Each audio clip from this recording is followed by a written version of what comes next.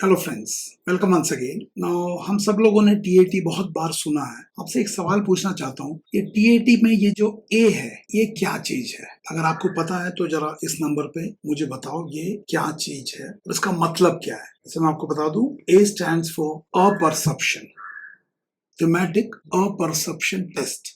तो अगर आपने ये पहले सुना तो ये भी मैं जानना चाहूंगा कि इसका मतलब क्या है, बिकॉज आप सर्विस सिलेक्शन बोर्ड के लिए जा रहे हो। इस टेस्ट का नाम थीमेटिक अपरसेप्शन टेस्ट है और इस टेस्ट में ये अपरसेप्शन क्या है अगर यही नहीं पता तो हम फिर कुछ कहानियां याद करके चले जाएंगे, बट समझेंगे नहीं ये टेस्ट का एक्चुअल रिक्वायरमेंट क्या है। तो इस वीडियो के थ्रू मैं आपको ये अपरसेप्शन क्या है, इसका एक छोटा सा डेफिनेशन, इसका मीनिंग और एक सैंपल टीएटी रिस्पॉन्स है ये मैं आपको एक्सप्लेन करने की कोशिश करूंगा। और हम देखेंगे कि आप जब टीएटी का रिस्पॉन्स लिखते हो तो उसके अंदर आपका अपरसेप्शन कैसे आ रहा है। So what is the difference between perception and apperception, इसे भी इस एग्जाम्पल के थ्रू समझने की कोशिश करेंगे। और ये भी देखेंगे कि अगर हमने कहानियां रट लिया तो इस अपरसेप्शन का क्या बन जाएगा। आई एम श्योर आप जहां पे भी कोचिंग में जाते होंगे वो लोग भी ये बात बताते होंगे, because it is a stimulus response model,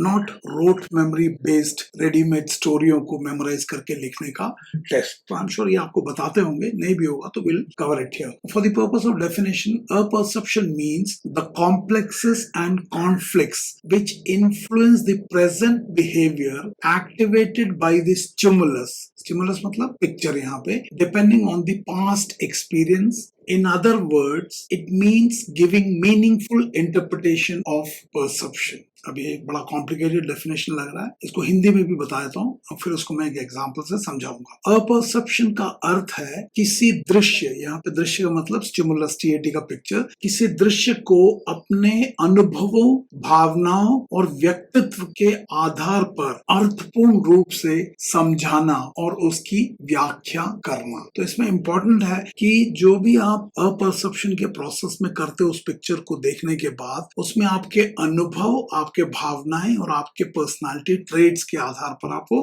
करते हो, ऐसा इसका मानना है। अब इसको ज्यादा डेफिनेशन में ना घुस के इसे एक एग्जाम्पल से समझने की कोशिश करते हैं ना। आप इस पिक्चर को देखोगे तो इसमें क्लियरली एक पिक्चर है जिसमें कि there is a lady, reasonably young lady who is lying on the bed. Lady का बहुत ही ऑब्जर्वेबल जो यहाँ पे सिग्निफिकेंट ऑब्जर्वेशन वो ये होगा कि इस लेडी का upper body is not covered, it is naked, and उनका जो दाहिना हाथ है it is dangling from the bed. You can not sleep with your hand dangling from the bed, तो either she has to be unconscious or she is no more alive, and in her body below chest it is covered, and there is a young man who is in formal attire, must be in his 30s, and उन्होंने shirt पहना हुआ है, tie पहना हुआ है, formal trouser पहना हुआ है, नीचे शू भी होगा दिख नहीं रहा, और उनका राइट हैंड से अपने फेस को कवर किया हुआ है। एक घर का बेडरूम का फील आ रहा है, एंड बेड के साइड में एक चेयर का बैक दिख रहा है। There is a table where clearly there are 2 books and probably a table lamp and couple of other things. This is what is visible to me, and दीवार के ऊपर एक कुछ स्केच दिख रहा है, right? This is what I see. क्या आप लोग भी यही देख रहे हो? सो ये जो देखा है ये हमारी आंखें कर रही है, और हमारी आंखें क्या कर रही है? इस इंफॉर्मेशन को स्क्रीन के ऊपर से उठा के हमारे ब्रेन तक पहुंचा रहा है। This part of the process is called stimulus observation. अगर यहाँ पे हमने गलती कर दिया तो ये इनपुट ब्रेन तक सही जाएगा ही नहीं। तो साइकोलॉजिस्ट ने क्या दिया? स्टिमुलस दिया, और लास्ट में हमने वापस साइकोलॉजिस्ट को क्या दिया? रेस्पॉन्स दिया। And between the stimulus and the response you have the freedom of choice, और इसी फ्रीडम ऑफ चॉइस को साइकोलॉजिस्ट जानना चाहता कि आप एक बार ये स्टिमुलस को अंदर ले जाके करते क्या हो, और उसको समझने के बाद देन ही टेक्स आउट द इंफॉर्मेशन कि एसएसबी में जो OLQ वो क्या बोल रहा है और आपके दिमाग के अंदर जो हुआ वो क्या हो रहा है। क्या वो दोनों अगर मैच हो रहा है तो आपकी प्रोबेबिलिटी ऑफ सिलेक्शन बढ़ जाएगा, और अगर मैच नहीं होगा तो आप बाहर हो जाओगे। सो बीच में आ गया internal mental processing. So stimulus, observation of stimulus, internal mental processing, जहां पे what led to situation, what is currently happening and what is the final outcome, ये सब अंदर क्रिएट होता है, और उसके बाद पेन से उसे लिख देते हो। वहां पे लैंग्वेज का मदद मिल जाता है। साइकोलॉजिस्ट को क्या मिलता है? रेस्पॉन्स मिलता है। उन्हें ये पता है कि उन्होंने स्टिमुलस क्या दिया, क्योंकि वो तो उन्होंने दिया, एंड उन्हें ये भी मिल जाता है कि कैंडिडेट ने रेस्पॉन्स क्या दिया। इन दोनों के बीच में ऑब्जर्वेशन से लेके इंटरनल मेंटल प्रोसेस को जब वो पूरे को पूरे चेन को देखता है तो ये पता चल जाता है कि इस पिक्चर ने अंदर आपके दिमाग को कैसे स्टिमुलेट किया और आपके अंदर के सबकॉन्शियस डायमेंशन के deeper value system, belief system, attitude, needs, motives, personality trait, strength, weakness, belief system, conflict सब बाहर आ जाता है, right? So between the stimulus and the response you have the freedom of choice. Now as a SSB aspirant, जहां पे भी आप coaching जाओ, बता मेरे पास और कहीं पे भी, आई एम श्योर आपको ये इंटरनल डिसीजन मेकिंग प्रोसेस के बारे में बताते होंगे, क्योंकि अगर इस जगह पे अगर आपने रट्टा मार लिया तो ये इंटरनल प्रोसेसिंग बाईपास हो जाएगा। तो ये बात जरूर ध्यान रखना, पूछ लेना कि सर ये टीएटी में, डब्ल्यूएटी, एसआरटी में क्या आपको हमें रेडीमेड कहानियां दोगे या हमारे डिसीजन मेकिंग को ठीक करोगे? एफओसी पे मांगोगे, will work on this decision making process and the concept that we use is self management leadership. और हमारा तो स्टेटमेंट ही है, if you can manage the world inside you, you can manage the world outside you. क्योंकि ये stimulus तो 10% है, बाकी 90% तो what is happening within you. So बाहर परिस्थिति, अंदर मनस्थिति। परिस्थिति जैसी भी हो, मनस्थिति अगर आपके कंट्रोल में हो, your response will be fine. So we assure you if you join AFOCP, we are anyway doing it and I am sure बाकी लोग भी जो इस फील्ड में, क्योंकि वो सब साइकोलॉजिस्ट थे या जीटीओ थे, इंटरव्यूइंग ऑफिसर थे, they also must be doing it rather than readymade स्टोरियां देने का। रेडीमेड स्टोरी देने का मतलब है कि रेस्पॉन्स पकड़ा दिया, मेंटल प्रोसेसिंग को आउट कर दिया और आपको क्या करना है, जो पिक्चर मिले उससे मिलता वो स्टोरी लिख देना। ये आसान लगता है बट इसके अंदर याद रखना आपका फ्रीडम ऑफ चॉइस डिस्टॉर्ट हो जाता है। यहां तक समझ में आया तो मुझे बताना कि यस समझ में आया। नाउ इस पूरे मॉडल को देखोगे तो सबसे पहले पिक्चर को प्रेजेंट किया जाता है, which is the stimulus. Picture को प्रेजेंट करने का काम साइकोलॉजिस्ट करता है। नाउ इसको आप आंखों से इनपुट करते हो, ब्रेन तक ले जाते हो एंड देन पास्ट एक्टिवेट हो जाता है आपके एक्सपीरियंस के आधार पर। सो ये नेक्स्ट है, activates past experience and then activates your value system, your conflicts, your belief system and then based on that the candidates give meaning to the picture. So candidate gives meaning to the picture, not outside him, it is inside him. And last में based on that what gives meaning, उसके ऊपर what led to situation, what is currently happening and what is the final outcome. ये story पहले अंदर create होता है और फिर भाषा के माध्यम से वो पेन से बाहर लिखता है। ये फ्लो चार्ट क्लियर है? अगर ये फ्लो चार्ट क्लियर है तो इसके अंदर जो मैंने येलो से लिखा, candidates give meaning, this is the perception part. आपने अभी डेफिनेशन में देखा। तो यहां तक अगर समझ में आया तो कमेंट लिख के बताना अंडरस्टूड। और आई एम श्योर जिस भी कोचिंग में आप जाते हो वहां पे ये करवाते होंगे, क्योंकि अगर ये नहीं करवाते तो you will have to see करवाते क्या है, you will have to check, right? Now मेरा एक वीडियो था, उस वीडियो का नाम है he saved her but was he innocent, a TAT story that exposes silent complicity, है ना? He acted after damage is that leadership करके एक वीडियो है। इस वीडियो के ऊपर एक लड़के का रेस्पॉन्स लिखा हुआ है और उस रेस्पॉन्स को हम यहाँ पे लेंगे और उसे पढ़ने के बाद देखने की कोशिश करेंगे कि कैसे उस स्टिमुलस ने आंखों से अंदर जाने के बाद माइंड को ट्रिगर किया और ट्रिगर करने के बाद क्या मीनिंग उस कैंडिडेट ने उस पिक्चर को एसोसिएट किया। उसको हम पढ़ेंगे और उसके ऊपर पहले आप बताओगे कि पिक्चर ने आंखों से एंटर करने के बाद जब ब्रेन में गया, so activates past experience, activates values, conflicts, belief system and then candidates give meaning and the story emerges and then he writes. समझने की कोशिश करेंगे। So let's listen to that story first. So this is the story on the same picture. I read it, ध्यान से सुनना, बहुत ध्यान से सुनना। और आप स्टोरी को नहीं सुनना, आप ये देखना अगर ये स्टोरी लिखा है तो दिमाग के अंदर क्या हुआ। तो अभी मैं जब पढ़ रहा हूं तो I am reading the response, but what you have to understand is between the stimulus and the response you have the freedom of choice. जब ये पिक्चर अंदर गया और रेस्पॉन्स आया, उसके बीच में आंखों से लेके पेन से निकलने तक क्या हुआ होगा, that's what you have to fix it. That's what is the area where you need to get trained, right? That's where your decision making comes. So मैं पढ़ता हूँ, listen carefully. Amit was a class 12 standard student ने लिखा। Amit was a class 12 standard student. He lives with his lovely mother. One day, after returning from school, he saw his mother paraded naked on bed and murdered by a stranger. He was emotional and surprised. Weep for his lost mother. He called his neighbors, nearby police, and they took her dead body to nearest hospital for post-mortem. He also filed an FIR at police station. Later, the perpetrator was identified and apprehended by the police. The incident was flashed on newspaper at the front page, and in future, such kind of illegal activity was not repeated in their village. So this is a story that has been written by a candidate. Now we'll not get into the candidate age, entry and all those stuff. We'll just keep it confidential. Now look at this. Apperception means the complexes and conflicts which influence the present behavior activated by the stimulus depending on the past experience. In other words, it means giving meaningful interpretation of perception. If this is apperception, then you can understand कि ये stimulus picture जब आंखों से अंदर गया तो actually candidate के अंदर कुछ हलचल हुआ. So something got activated from his past experience, activated his value system, his conflicts, his belief system, and thus he gave meaning to this picture, that is a perception, and then based on that he created what led to the situation, what is currently happening and what is the final outcome. Now itne story ko dekhne ke baad I want to ask you, how do you see this story? Acceptable, not acceptable, be positive है, last में आप लोग सब be positive बोलते हो. After all, last line में लिखा है and in future such kind of illegal activities was not repeated in their village. So village में इस तरह का कोई घटना नहीं हुआ. How many of you feel this is a valid response?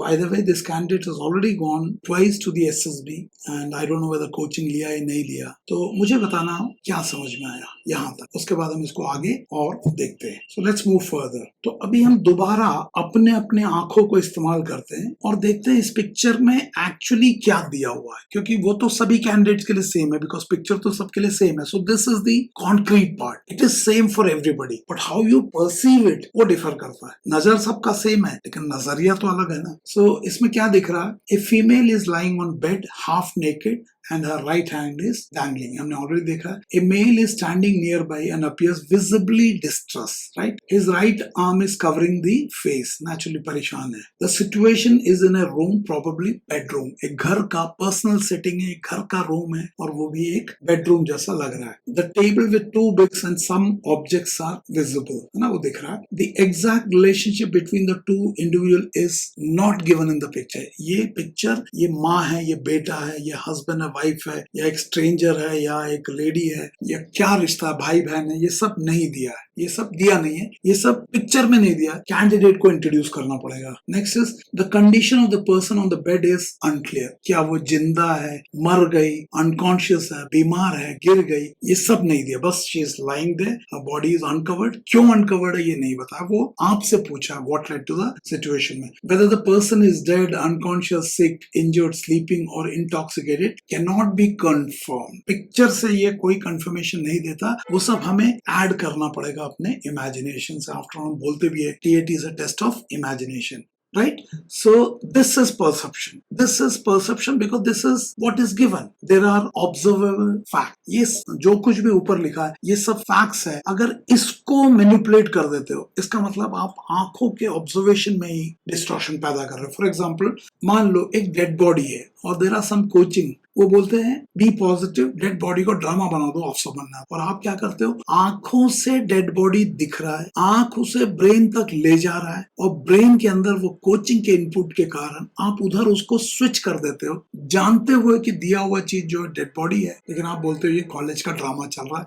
This is perceptual distortion. So इससे आपको हटाना पड़ेगा. इसके ऊपर आपको कोई सवाल हो तो आप पूछना and I'll reply through next video. Right? So whatever I have listed above, this is based on perception, this is based on concrete facts. This cannot be ignored. ये तो सबको दिख रहा है. Now what is interesting is इस कहानी को लिखने के प्रोसेस में कैंडिडेट ने अपने दिमाग से क्या चीज ऐड किया है उसका भी एक लिस्ट बनाया था. तो दो चीज है, एक जो आंखों से अंदर जा रहा है और एक जो दिमाग से उस इनपुट के अंदर मिक्स हो रहा है, तभी तो वो दोनों मिलके कहानी बन रहा है. सो देखते हैं. The person on the bed is his mother. ये नॉट विजिबल लिखा है, इसका मतलब ये पिक्चर में नहीं दिया, उसने ऐड किया. रिलेशनशिप उसने ऐड किया. Amit is a class 12 student. ये बोला नहीं है, कैंडिडेट ने ऐड किया थ्रू हिज इमेजिनेशन और हिज अजम्पशन, है ना. Now if you see the person, जो लड़का है या जो मेल है, वो डेफिनेटली एक 12th स्टैंडर्ड का स्टूडेंट नहीं है, उससे बड़ा है. तो इसका मतलब है इस लड़के के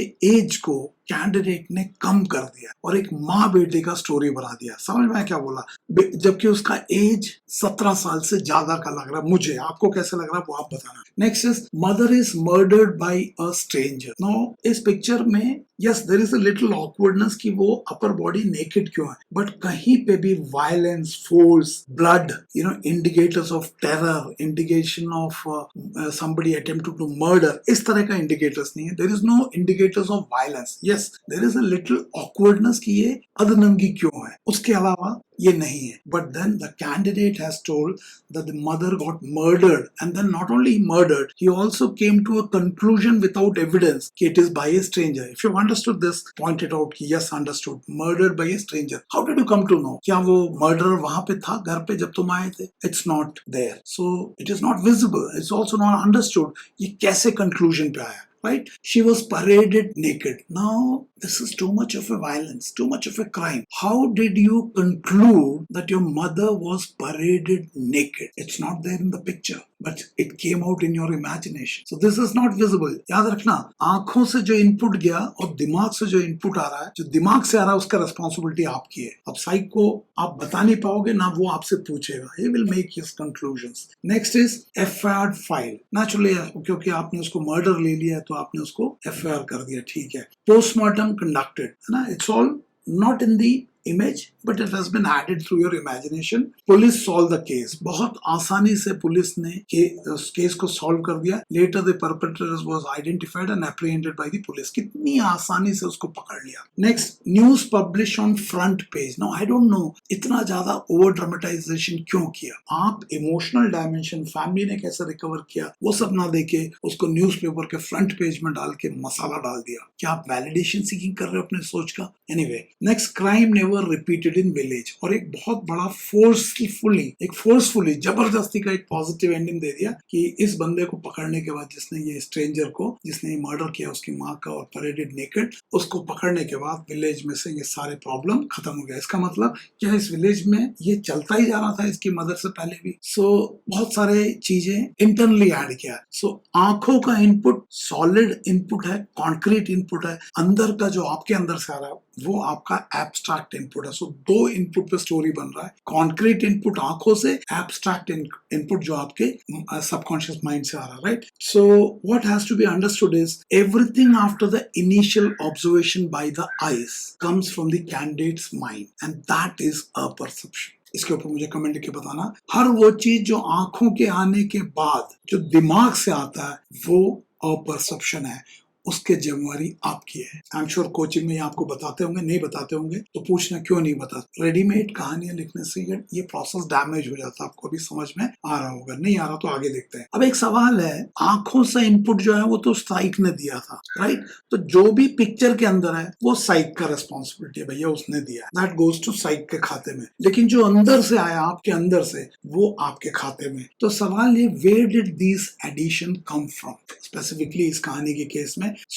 इसका सीधा जवाब है, the candidate's mind supplied the relationship. माँ बेटा कैंडिडेट के माइंड ने बनाया, 12वीं का स्टूडेंट माइंड ने बनाया, क्राइम सीन, परेडेड नेकेड, ये सब माइंड ने बनाया, violence, nakedness is part of the picture, nakedness is part of the picture, but nakedness का जो कारण है वो माइंड का है ना? नेकेडनेस तो साइक ने दिया है ना, मर्डर वो साइक ने नहीं दिया, वो आपने बनाया, पुलिस इन्वेस्टिगेशन आपने कराया, FIR आपने कराया, सोशल जस्टिस आपने कराया। सो हर वो चीज जो पिक्चर में नहीं है वो कैंडिडेट के माइंड से आया। Have you understood? So these elements did not originate from the picture. ये जितने भी ऊपर पॉइंट दिए ये पिक्चर से ओरिजिनेट नहीं किया है, ये साइक ने नहीं दिया। साइक ने तो सिर्फ एक पिक्चर दिया और आपसे पूछा what led to the situation. So they originated from the candidate's internal thought process. Internal thought process जिसे मानसा बोलते हैं, जिसे मैं गंगोत्री बोलता हूँ। अगर गंगोत्री साफ होगा तो गंगा साफ। अब सोच के देखो, अगर इस गंगोत्री में प्री कंसीव 300 कहानियां डाल दो तो ये प्रोसेस होगा ही नहीं। तो आप क्या करोगे, इस पिक्चर को देखते कोई कहानी को भिड़ाने की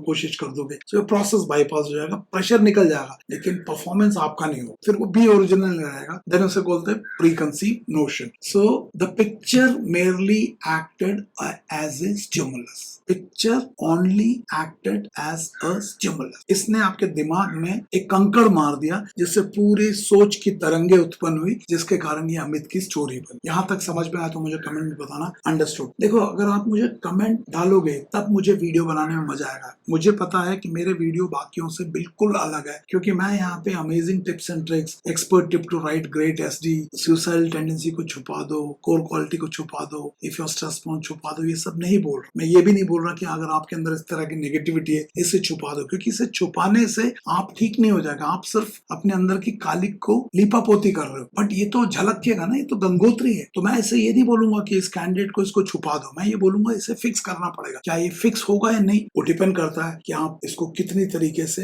एक्सेप्ट करते हो और किस तरीके से आप इसको SML के टूल्स लगा के इसके ऊपर काम करने को तैयार हो। वरना ये पर्टिकुलर स्टोरी काफी डीप रूटेड प्रॉब्लम है, ये शायद बहुत ही गहरा है, शायद ये निकले भी ना, पता नहीं, मुझे नहीं पता। बट मुझे बताओ, क्या ऐसा लड़का इसे छुपा के ऑफिसर बनना चाहिए? क्या एक लड़का जिसके अंदर सुसाइडल टेंडेंसी, जो सुसाइड करने की क्षमता रखता है, क्या उसे भारतीय सेना में ऑफिसर बनना चाहिए? नहीं बनना चाहिए। जो बंदा स्ट्रेस प्रोन है, जो छोटे छोटे दबाव में टूट जाता है, क्या उसे छुपा के ऑफिसर बनना चाहिए? नहीं बनना चाहिए। लेकिन कोचिंग में ऐसे ऐसे लोग घुस गए हैं जो बोलते हैं इसे छुपा के ऑफिसर बनना, तो फिर ये तो उनकी अपनी इंटीग्रिटी पे सवाल आता है। Okay, so the picture merely acted as a stimulus. So आपको क्या समझना है, द रिमेनिंग 90%, पिक्चर तो 10% था, remaining 90% it has come from the candidate mind, and this is based on आपके अनुभव, आपके वैल्यू सिस्टम, जीवन मूल्य, आपके बिलीफ सिस्टम, आपके विश्वास, आपके फियर्स, आपके इनर कॉन्फ्लिक्ट्स, आपके इंटरेस्ट, आपके इमोशनल कंसर्न्स, आपके प्रॉब्लम सॉल्विंग, आपके स्ट्रेंथ, आपके वीकनेस और आपके लाइफ को अंडरस्टैंड करने की कैपेबिलिटी। ये चीज 90% है। सो साइक जो देता है वो परिस्थिति है 10%, आपके अंदर जो होता है वो आपकी मनस्थिति है 90%। We will have to fix this 90%. That's the role of coaching, and I'm sure जिस भी कोचिंग में आप जा रहे हो वहां पे ये इस 90% पे काम करते होंगे। मैं तो करता हूँ यूजिंग सेल्फ मैनेजमेंट लीडरशिप। ठोक के बोल रहा हूँ आपसे, अगर मैं लक्ष्मी लूंगा आपको सरस्वती मिलेगा। तो जो लोग AFSB के क्लासेस में हैं, उनका नंबर चाहिए तो मेरे से लेना, and you can ask. It puts pressure, because आपको आंखों से लेकर पेन तक के एंटायर प्रोसेस को समझना पड़ेगा कि अंदर क्या हो रहा है, क्या कमियां आ रहा है, क्या स्ट्रेंथ आ रहा है, बजाय कि रेडीमेड नोट्स रखने का। So that is precisely why TAT is called thematic apperception test. A-perception is it is happening within you, right? So what does this story reveal? अब ये story इस कैंडिडेट के बारे में क्या रिवील करता है in terms of OLQs, in terms of whatever. Now ये इस वीडियो में मैं अभी कवर नहीं करूंगा, काफी लंबा हो जाऊंगा। बस इतना बता दूंगा कि साइकोलॉजिस्ट इस स्टोरी में किस चीज पे इंटरेस्टेड है। इस पे नहीं कि मर्डर वास्तव में हुआ या नहीं हुआ, उस चीज पे नहीं। What is interested is कि why did this candidate choose murder? Why not injury? Why not unconscious? Why murder by a stranger? Why paraded naked? उनके सवाल कुछ अलग ही है ना? Why specifically mother? Why specifically nakedness? है ना? He has to explain. तो उसने explain कर दिया कि stranger ने उसको paraded naked किया। ऐसा क्यों बोला, है ना? Why specifically a stranger who came and killed? For what motive? किस लिए kill किया? नहीं पता चला। Why immediately police and FIR? Why not an attempt to see whether वो वास्तव में मरी है, बेहोश है, कोई hospital initiation, ambulance बुलाना? Why there is no action by the hero? He is merely a witness to the entire sequence of event. बस उसने सिर्फ पड़ोसियों को कॉल किया और पुलिस को इन्फॉर्म किया, उसके अलावा उसने कुछ किया ही नहीं। इतने बड़े क्राइसिस में सिर पकड़ के खड़ा है ना? Why not illness, why not accidental fall, injury? क्यों ये थीम क्यों नहीं आया? Why not an medical emergency? Why not unconscious person, है ना? वाई नॉट इमोशनल डिस्ट्रेस, की इमोशंस में डिस्ट्रेस का सिचुएशन उसको कैसे उसने हैंडल किया? Why not accident oblique death, है ना? Weak situational construction, incomplete social awareness and selective attention. अब ये क्यों बोल रहा हूँ? देखो, अमित अगर 12वीं क्लास में तो उसका एज 16-17 साल होगा, इसमें 27-28 साल उसकी माँ का एज लगा लो और उसमें 3-4 साल और लगा दो तो पिताजी का एज आ जाएगा। सवाल ये है, वेयर इज अमित्स फादर? इस पूरी कहानी में अमित के फादर, क्या वो जिंदा है, क्या वो मर गए, क्या वो दूसरे शहर में, क्या वो फौज में, घर पे क्यों नहीं? अमित जब शाम को आया, पिताजी को उसने कॉल भी नहीं किया, क्या उसके पिताजी है नहीं है? सो इसलिए वीक सिचुएशन कंस्ट्रक्शन, सेकेंडली, इस लड़के का उम्र तो 17-18 से ज्यादा लगता है, तो इसका उम्र कम क्यों किया? क्यों एक माँ बेटे का स्टोरी बना है? Many things could have been handled अगर ये एक हस्बैंड एंड वाइफ होता। एक बुक में इसको गांव का डॉक्टर बना देते हैं। गांव का डॉक्टर रात को किसी पेशेंट के घर में गया, प्रेग्नेंट थी, ये ना प्रेग्नेंट लग रहा है, प्रेग्नेंट लेडी है तो अपर बॉडी क्यों खुला हुआ है, और गांव का डॉक्टर टाई बांध के क्यों घूम, ऐसे ऐसे स्टोरियां भी आपको देते हैं। So I want you to think through it and then let me know कि ये सब क्या हो रहा है। तो इसी को अगर आप ऑफिसर लाइक क्वालिटीज को अगर इसके ऊपर मॉडल करोगे, इसमें से जो निकल रहा है, तो फैक्टर 1 का reasoning is mother of all OLQ। इस कहानी में रीजनिंग की तो धज्जियां लग गई। Effective intelligence is practical problem solving. No, I don't understand इसने क्या problem solving किया है, किस तरह से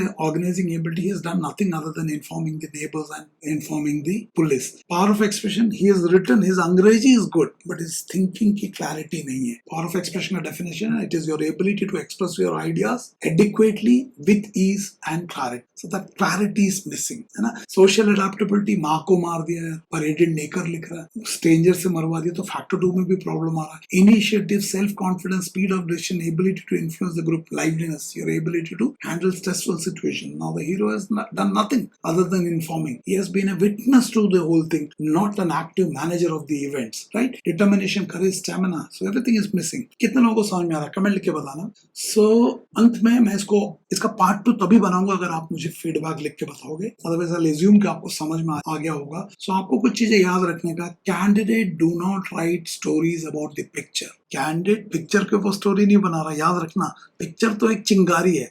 दे write stories about themselves through the picture, that's why it is called projection. अंदर का जो कुछ भी है, अच्छा है तो अच्छा आ जाएगा, बुरा है तो बुरा आ जाएगा। गार्बेज इन तो garbage out, good in good out. इस लाइन को समझ में आ रहा है? So the candidate write stories about themselves through the picture, that's why it is called projective technique, right. Picture is 10% of the content. जो आप लिख रहे हो उसके अंदर 10% is the picture which the psychologists give. The 90% comes from the candidate's mind. So किसी भी coaching में जाओ, इस 90% पे काम करना है, और ये काम रोट मेमोरी से नहीं हो। इसके लिए आपको थोड़ा सा अपने ऊपर काम करना पड़ेगा। we'll have to have tools जो आपको अंदर घुसने में मदद करता है। अदरवाइज हम बिना सेल्फ को जाने अच्छा सेल्फ डिस्क्रिप्शन लिखते रह जाएंगे, which is based on expert tip to write great SD, वो गलत हो जाएगा। So समझ में आया तो कमेंट लिख के बताना, right. Next, the psychologist is not evaluating the picture interpretation, कि पिक्चर को आपने कैसे इंटरप्रेट किया है, उससे ज्यादा उनका इंटरेस्ट है। Psychologist evaluating the personality that produced that interpretation, उस इंटरप्रिटेशन को क्रिएट करने वाले कैंडिडेट के व्यक्तित्व को समझना है, उसके इनर मेंटल प्रोसेस को समझना है, तो आप उसे ठीक करके जाओ। तो जब आप इस तरह के बुक्स को पढ़ते हो, psychology for SSB interview, key features, expert tip to write a great SD, 300 psychometric words with 3 responses for each, 240 situations with reaction, over 20 TAT stories with correct perception, psychologist par excellence के जो books लिखते हो या god of SSB के books लिखते हो, आप अपने इस इनर मेंटल प्रोसेस को हाईजैक करा देते और उसके अंदर ये रेडीमेड भर देते हो, और जब ये स्टिमुलस आता है उसके अंदर से आप किसी न किसी को भिड़ा के लिख देते हो। So the entire process of perception is bypassed. इसे बंद कर दो, many of you will start performing better. दोबारा बोलूं, आप इस प्रोसेस को बंद करो, प्री कंसीव नोशन को, और थोड़ा अपना दिमाग लगाने की कोशिश करो। It is possible. Self management leadership में इट इज पॉसिबल, एंड उसका इसलिए इसका टैगलाइन है, if you can manage the world inside you, you can manage the world outside you. Think it over, comment लिखना और मुझे बताना कि इस वीडियो से आपको कुछ समझ में आया। अगर समझ में आया तो 9090099035 पर कमेंट लिख के बताना, या YouTube के नीचे कमेंट लिख के बताना। एंड इसका पार्ट 2 चाहिए तो वो भी बताना। Then will get into the part 2 कि क्या हुआ है, right.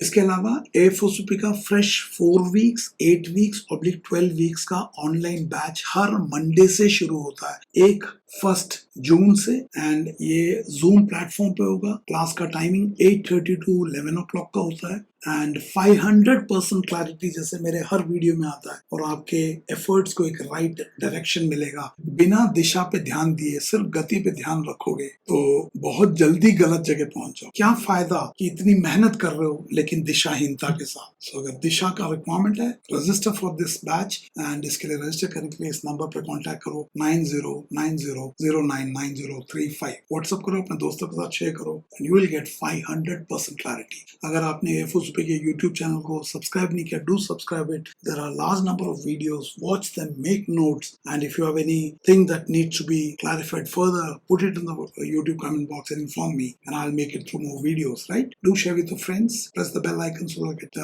instant notification. And thank you, and may God bless you. Thank you very much.